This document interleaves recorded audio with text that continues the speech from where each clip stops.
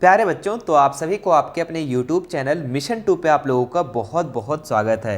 तो बच्चों, मैं हूं कैप सर और आज हम क्लास 9th का विज्ञान का model paper weekly test model paper set 1 को करने जा रहे हैं। और ये जो मॉडल पेपर है आपके वीकली टेस्ट के लिए बहुत ही ज़्यादा इंपॉर्टेंट है और साथ ही साथ आपके फाइनल एग्जाम के लिए भी इंपॉर्टेंट है। तो आप इस वीडियो को शुरू से लेकर अंत तक देखना और अपने उन सभी साथियों को शेयर कर देना जो क्लास 9th में होंगे और अपना एग्जाम की तैयारी कर रहे होंगे। तो चलिए फिर शुरू करते हैं। मॉडल पेपर के अंदर जितने भी महत्वपूर्ण सवाल दिए गए सभी सवालों को एक एक करके समझते हैं। देखिए, इसका जो सबसे पहला क्वेश्चन है काफी इंपॉर्टेंट है बच्चों। प्राकृतिक संपदा है, ठीक है, तो जल, वायु, मिट्टी, इनमें से सभी। तो प्राकृतिक संपदा कौन है बच्चों, इसमें से आपको बताना है। प्राकृतिक संपदा वो वैसे संपदा है बच्चों, वैसे संपत्ति है जो पहले से है, ठीक है, जो हमारे पृथ्वी पे पहले से है, ठीक है, जिसे मानव नहीं बनाया है, उससे पहले से बना हुआ है, भगवान की देन है, ऊपर वाले की देन है। तो जल जो है बच्चों ये आपका प्राकृतिक संपदा है, ठीक है, वायु भी आपका प्राकृतिक संपदा में है और मिट्टी भी आपका प्राकृतिक संपदा। तो ऑप्शन नंबर डी इसका बिल्कुल राइट हो जाएगा, इनमें से सभी। क्लियर है। आगे बढ़ते हैं। नेक्स्ट सवाल, कौन प्राकृतिक संपदा नहीं है, ठीक है, तो कौन सा नेचुरल रिसोर्स नहीं है बच्चों? खेत, जल, वायु, कोयला। तो आपको हम बताएं कि जल क्या है, प्राकृतिक संपदा है, वायु भी आपका है पहले से, है ना, कोयला भी आपका प्राकृतिक संपदा में हो जाएगा। जितने भी खनिज, लवण है ना, ये सारे के सारे क्या हो जाएगा, प्राकृतिक संपदा। खेत जो है ना बच्चों, ये आपका प्राकृतिक संपदा नहीं है, ये आपका नेचुरल रिसोर्स नहीं है। क्यों? क्योंकि खेत को एक मानव बनाया है। हाँ, मिट्टी अगर रहता तो मिट्टी आपका प्राकृतिक संपदा हो जाता, ठीक है, लेकिन यहाँ पे खेत जो है बच्चों, खेत एक मानव बनाता है, मतलब कि ये एक ढांचा बनाता है खेत का, तो वो आपका मानव बनाता है ना। तो ये ऑप्शन नंबर 1 इसका राइट हो जाएगा, ये आपका प्राकृतिक संपदा नहीं है। आगे देखिए, वे प्राकृतिक पदार्थ जिनका उपयोग मनुष्य अपने जीवन यापन एवं विकास के लिए करता है कहलाते हैं, ठीक है। तो रासायनिक पदार्थ, वस्तु, प्राकृतिक संपदा, उपयोगी पदार्थ। जो बच्चों, ठीक है, जो प्राकृतिक पदार्थ, वे प्राकृतिक पदार्थ जिनका उपयोग मनुष्य जीवन यापन करने के लिए विकास करता है, उससे हम लोग प्राकृतिक संपदा कहते हैं। ऑप्शन नंबर 3 इसका बिल्कुल राइट हो जाएगा, याद रखिएगा, ठीक है। चलिए आगे बढ़ते हैं। हम लोग ओजोन गैस पाई जाती है, तो ओजोन गैस जो है बच्चों ये आपका समताप मंडल में पाया जाता है, ठीक है। और ये ओजोन गैस का जो सूत्र होता है O3 होता है बच्चों। और समताप मंडल की जो होता है ना, इसका विस्तार ये भी आप याद रखेंगे कि 16 किलोमीटर से 50 किलोमीटर है ना, 16 किलोमीटर से 50 किलोमीटर, ठीक है। आगे भी इस तरीके से सवाल आ सकता है, तो आप याद रखेंगे, ठीक है, समताप मंडल का। बाकी अभी क्षोभ मंडल, आयन मंडल भी हम बताने वाले, टेंशन नहीं लेना है, ठीक है। पृथ्वी की सतह पर कितना जल पाया जाता है? आपको पता है बच्चों कि 3 हिस्सा जल है, यानी कि 75%। ऑप्शन नंबर 1 इसका बिल्कुल सही हो जाएगा। आगे बढ़ते हैं हम लोग। नेक्स्ट सवाल में क्या है, एक सूक्ष्म पोषक तत्व है, ठीक है, तो एक सूक्ष्म पोषक तत्व इसमें से अगर देखें बच्चों तो जस्ता, ठीक है, जस्ता, जिंक, यानी कि जिंक ये आपका क्या है, सूक्ष्म पोषक तत्व है। आगे देखते हैं हम लोग, निम्न में से कौन पोषक तत्व नहीं है, ठीक है, तो आयरन आपका पोषक तत्व में हो जाएगा, मैग्नीज भी हो जाएगा, कॉपर भी हो जाएगा। सल्फर जो है बच्चों ये आपका पोषक तत्व नहीं है, ठीक है। चलिए, सल्फर कितने नंबर पे है, इसके परमाणु संख्या आपको कमेंट करके बताना है, ठीक है।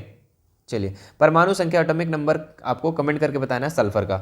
आगे बढ़ते हैं। नेक्स्ट, एक वृहद पोषक तत्व है, ठीक है, तो क्लोरीन, कैल्शियम, ब्रोन, मोल्डिब्डेनम, ठीक है, तो इसका जो राइट आंसर हो जाएगा आप लोगों का कौन सा हो जाएगा?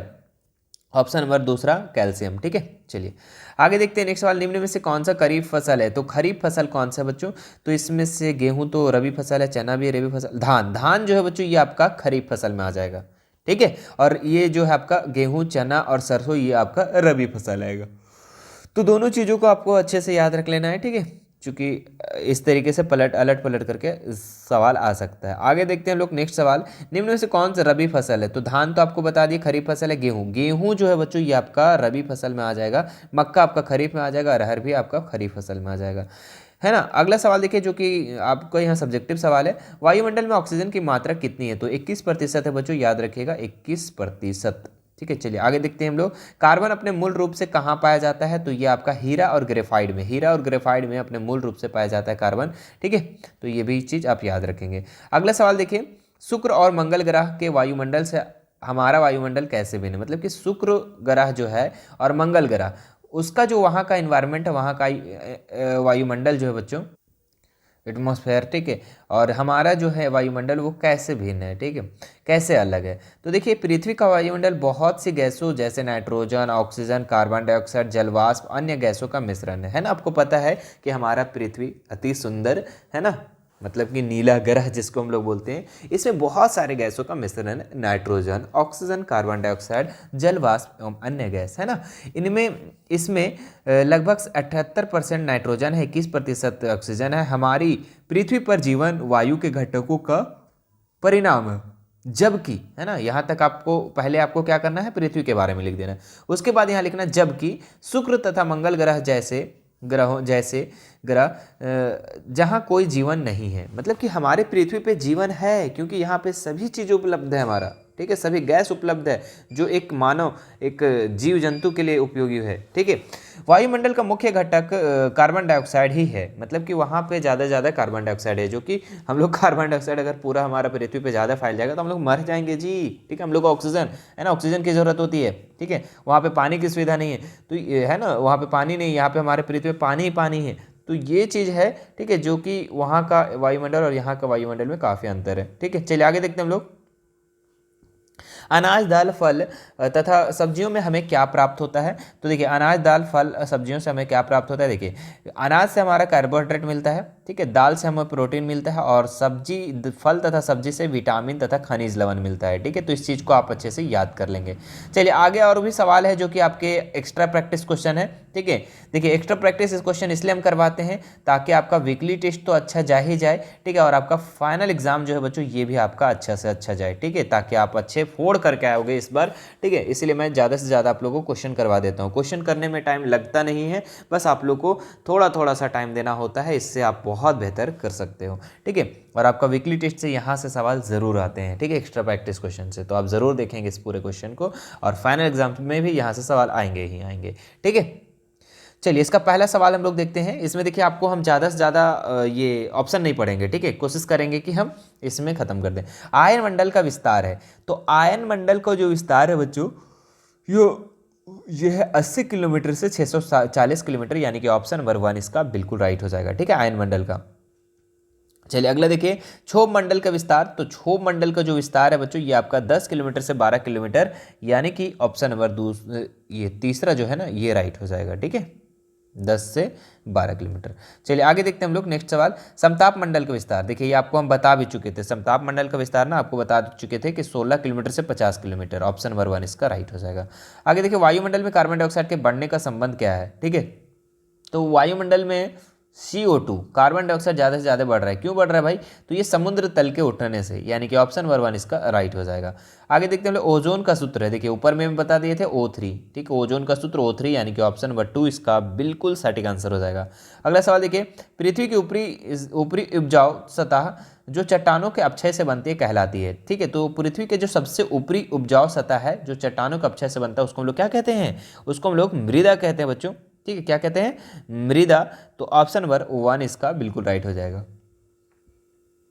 अतिक आचारण का संबंध है, तो मृदा अपरदन से अतिचारण का संबंध है, ऑप्शन नंबर 1 इसका राइट हो जाएगा। धूम कोहरा क्या संकेत करता है, ठीक है। तो धूम कोहरा जो है बच्चों, ये आपका किस चीज़ का संकेत करता है, तो ये आपका संकेत करता है वायु प्रदूषण को, ठीक है। किसको करता है, वायु प्रदूषण को, ऑप्शन नंबर 2 इसका बिल्कुल राइट हो जाएगा। अगला सवाल देखिए, चंद्रमा का ताप का प्रास क्या है बच्चों। तो चंद्रमा का ताप का प्रास -190 डिग्री सेल्सियस से 110, यानी कि ऑप्शन नंबर तीसरा इसका बिल्कुल बिल्कुल बिल्कुल सटीक आंसर हो जाएगा, ठीक है।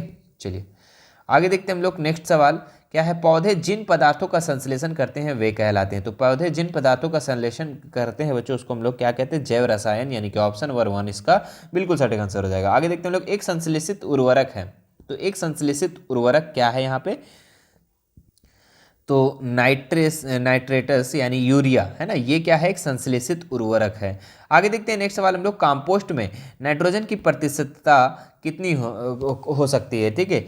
तो ये आपका 0.5, कितना हो जाएगा, 0.5%, यानी कि ऑप्शन नंबर 1, ठीक है। चलिए आगे देखते हैं नेक्स्ट सवाल हम लोग, दलहन फसलों में कौन सा प्रमुख पोषक पदार्थ प्राप्त होता है, ठीक है। तो दलहन फसल में बच्चों, आप लोग को ऊपर भी हम जो सब्जेक्टिव क्वेश्चन करवाए थे उसमें आपको बताया था, दलहन में क्या मिलता है, प्रोटीन मिलता है, ऑप्शन नंबर 1 इसका राइट हो जाएगा। एक ही खेत में विभिन्न फसलों को पूर्व नियोजित अनुक्रम में उगाने की विधि को क्या कहते हैं, उसको क्या कहते हैं बच्चों, तो उसको हम लोग ये फसल चक्र कहते हैं। क्या कहते हैं, फसल चक्र, ऑप्शन नंबर 3 इसका राइट हो जाएगा, ठीक है। चलिए आगे देखते हैं नेक्स्ट सवाल, ध्वनि तरंगे होती है। तो ध्वनि तरंगे कैसी तरंगे होती है बच्चों, तो ये आपका अनुदैर्ध्य तरंग होता है। ठीक है, क्या कौन सा तरंग?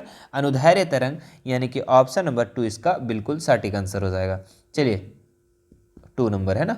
चलो अगला सवाल देखते हैं हम लोग। नेक्स्ट सवाल क्या है? सितार का तार खींचने में तार में उत्पन्न तरंग। ठीक है, तो सितार का तार जब हम खींचते बच्चों तो उसमें तार में जो उत्पन्न तरंग होता है वो कौन सा तरंग होता है?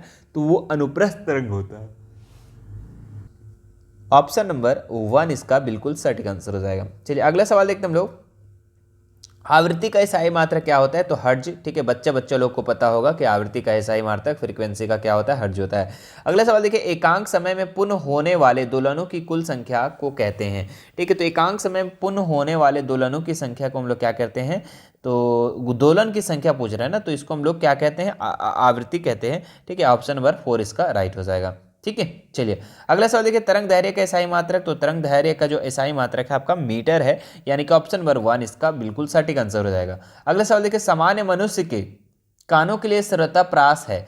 ठीक है, तो सामान्य मनुष्य मतलब कि जनरल मनुष्य। ठीक है, जैसे कि आप जैसे मनुष्य जिसमें से कोई भी दिक्कत ना हो, कोई भी परेशानी ना हो आप लोगों को, है ना। बोल रहे क्या बोल रहे सर? मतलब स्वस्थ हो आप। ठीक है, तो स्वस्थ मानव के लिए, है ना, स्वस्थ मानव के लिए श्रोता प्रास कितनी है? तो 20 हर्ट्ज से 20,000 हर्ट्ज तक। ठीक है, 20 हर्ट्ज से 20,000 हर्ट्ज तक, यानी कि ऑप्शन नंबर 1 इसका राइट हो जाएगा। और इसी को हम लोग श्रव्य ध्वनि भी कहते हैं। क्या कहते हैं? श्रव्य ध्वनि। चलिए अगला सवाल देखते हैं हम लोग। 20,000 हर्ट्ज से अधिक आवृत्ति वाले ध्वनि को क्या कहते हैं? तो 20,000 हर्ट्ज से अधिक वाले ध्वनि को हम लोग कहते हैं प्राश्रव्य ध्वनि। क्या कहते हैं? प्राश्रव्य ध्वनि। ठीक है, और अश्रव्य ध्वनि किसे कहते हैं? जो 20 हर्ट्ज से कम होता है। ठीक है, 20 हर्ट्ज से कम ध्वनि को हम लोग क्या कहते हैं? अश्रव्य। और 20,000 है ना, 20 के लिख सकते हैं यहाँ पे। ठीक है, के है ना, 1000 हर्ट्ज से अधिक अगर होता है बच्चों तो उसको हम लोग प्राश्रव्य कहते हैं। और श्रव्यता प्रास तो आप लोग को हम बता दिए कि 20 हर्ट्ज से कहाँ तक? 20,000 हर्ट्ज तक। ठीक है, 20 के लिख सकते हैं ना, के तो आप लोग को पता ही होगा। ठीक है, 1000 का दर्शाता है। चलिए अगला सवाल देखते हैं। 20 हर्ट्ज से कम, है ना, 20 हर्ट्ज से अभी क्या बोले हम? अश्रव्य ध्वनि, यानी कि ऑप्शन नंबर 1 इसका राइट हो जाएगा। ध्वनि संचरित हो सकती है। तो ध्वनि ठोसों में, द्रवों में, गैसों में या फिर तीनों में? तो तीनों में होता है बच्चों। ठीक है, ध्वनि जो है ना ये तीनों में संचरित होती है। तो ठोस में भी होता है, गैस में होता है और द्रव में भी होता है। लेकिन सबसे ज़्यादा जो होता है ना ये ठोस में होता है। अधिक अगर पूछा तो ठोस में और कम पूछा तो गैस में। तो इस चीज़ को भी आप याद रखेंगे। अगला सवाल देखिए, निम्न में से किस माध्यम में ध्वनि की चाल सबसे अधिक होती है? तो यहाँ पे आपको देख सकते हैं ठोस में। हम ऊपर में बता दिए ठोस में, लेकिन सर ठोस ऑप्शन नहीं है। भाई ठोस ऑप्शन नहीं है तो ठोस का कोई चीज़ तो ऑप्शन में जरूर है ना। हाँ सर, लोहा है। लोहा क्या है? एक ठोस है, और ठोस में, लोहा में ध्वनि की चाल जो होगी वो सबसे ज़्यादा होगी। ठीक है, चलिए अगला सवाल देखते हैं हम लोग। ध्वनिक तरंग का वेग किसमें सबसे अधिक होता है? चलिए इस सवाल का जवाब आप लोग फटाफट आंसर कमेंट करके बताइए। ठीक है, ये सवाल जो आपका लास्ट सवाल है, ध्वनि तरंग का वेग जो होता है किस में सबसे अधिक होता है? ठोस, गैस, द्रव, निर्वात में। ठीक है, चलिए इसका आप लोग कमेंट करके उत्तर फटाफट बता दो। ठीक है, और वीडियो कैसा लगा वो वीडियो हमारे लाइक करके आपको बताना है, कमेंट करना है मेरे प्यारे बच्चों। ठीक है, प्यारा सा कमेंट जरूर करना। और इसी तरीके का अगर आपको सेट 2 चाहिए तो सेट 2 के लिए भी नीचे कमेंट कर देना। ठीक है, जल्द ही आप लोग को सेट 2 ले आऊंगा। ठीक है, और ज़्यादा से ज़्यादा क्या करना बच्चों? वीडियो को शेयर करना। ठीक है, वीडियो को जब तक शेयर नहीं करोगे तब तक आपका अगला वीडियो नहीं आ पाएगा। तो शेयर ज़्यादा से ज़्यादा करेंगे। ठीक है, थोड़ी सपोर्ट करेंगे। देखिए मिशन 2 को आपको क्या करना है? मात्र 10% सपोर्ट करना है। ठीक है, 90% सपोर्ट आपको मिशन 2 आपके सपनों को करेगा। ठीक है, तो आप थोड़ा थोड़ा अगर सपोर्ट करते हो, मतलब कि आप 10-10 बच्चे को भी आप शेयर करते हो बच्चों, ठीक है, तो बहुत सारे बच्चों तक पहुंच जाएगा। ठीक है, तो आपको क्या करना है? ज़्यादा से ज़्यादा लोगों तक वीडियो के बारे में बताना है, शेयर करना है, मिशन 2 चैनल के बारे में आपको बताना है। ठीक है, चलिए फिर मिलते हैं नेक्स्ट वीडियो में। हमसे जुड़ना चाहते हैं, हमारा Instagram, Telegram, WhatsApp group, WhatsApp channel का लिंक मैं डिस्क्रिप्शन में दे रखा हूँ, वहाँ से आप हमसे ऐड हो सकते हैं और बेझिझक हमसे कोई भी सवाल कर सकते हैं। चलिए फिर मिलते हैं नेक्स्ट वीडियो में। Thank you so much.